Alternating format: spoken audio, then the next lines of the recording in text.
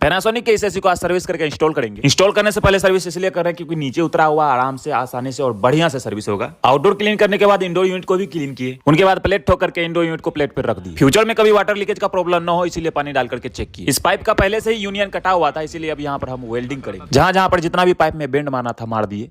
देखिए किस तरह से पाइप को मोड़े। पाइप हम बाबुल को दे दिए छत में फंसाने के लिए। पाइप को पाइप से वेल्डिंग करने के बाद यहाँ भी टेपिंग कर दिए। छत पर आकर आउटडोर से पाइप को कनेक्ट कर दिए, फिर इसमें दबा के वैक्यूम, पूरा वैक्यूम कंप्लीट करने के बाद इसका गैस भी रिलीज कर दिए। इधर इंडोर यूनिट का